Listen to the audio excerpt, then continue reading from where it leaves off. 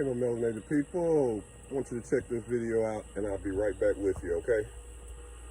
You say that all whites are racist. Can you expound on that, please? Any white person who was born, raised, and schooled in the United States of America, if you aren't a racist, you're a miracle.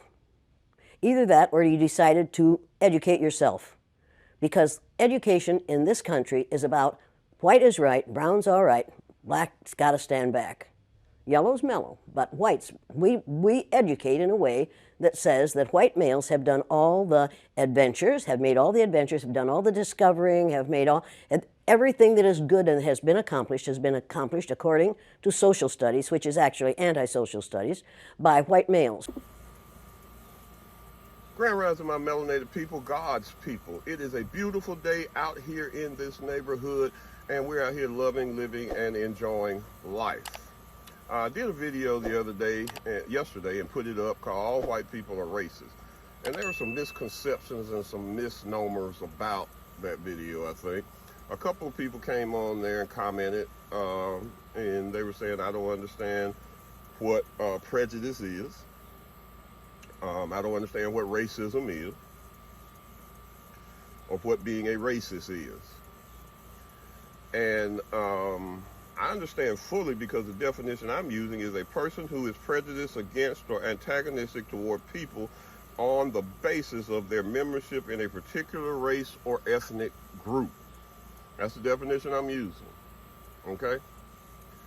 And they're doing what white supremacists have always done, is they're falling back on a more academic type of definition, that everybody's prejudiced because everybody is enamored with their race and everybody is going to support their race. And I don't have a problem with that. I actually believe that. But that's not what I'm talking about. I'm talking about George Floyd, Breonna Taylor. I'm talking about Karens accusing young boys of stealing their phones. I'm talking about Karens don't want black people at the hotel pool. They want you to show them their key. I'm talking about Karens living in the building. Those are the things that I'm talking about. And one even said that, it's not accurate to say that 90% or better of the white people are racist, or that's just me talking out of my ass. Well, let's see if that's me talking out of my ass. My response to that is, if 90% of whites or more are not racist, then the true history of America would be widely known. There would be white people marching in the streets to support critical race theory, because all critical race theory does is tell the truth about what happened in America. But they don't want that. If 90% of whites or more were not racist, indigenous black Americans would have their land back. I'm not talking about those Euro-Asian Indians you see in the Western. I'm talking about the black people that were here before Europeans got here would have their land back.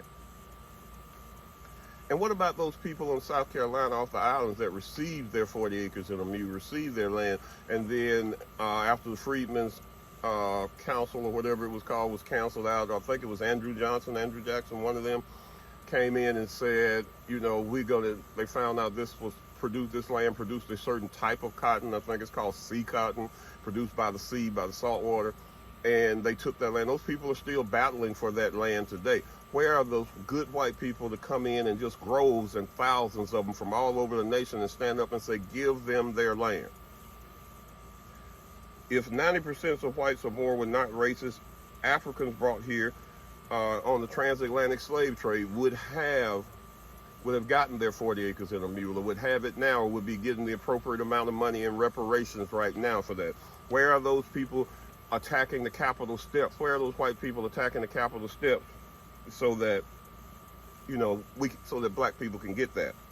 If 90% of whites or more were not racist, police would not be murdering melanated people in the streets like animals.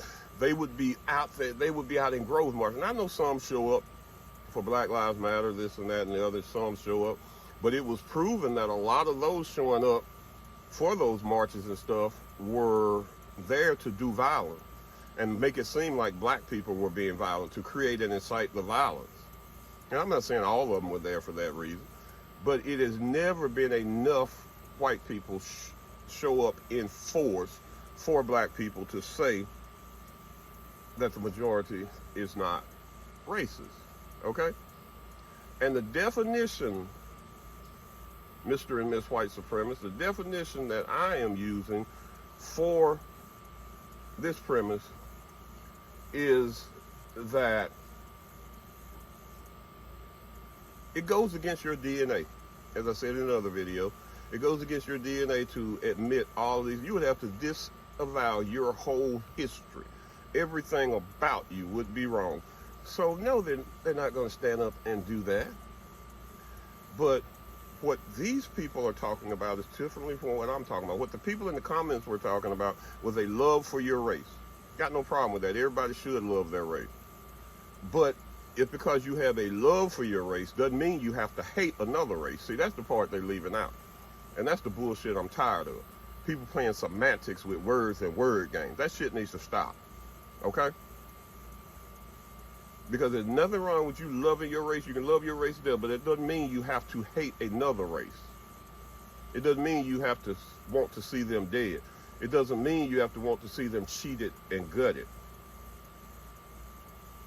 You know, I remember when the Breonna Taylor thing came out, and I was just getting socially activated in these areas on the internet and on social media.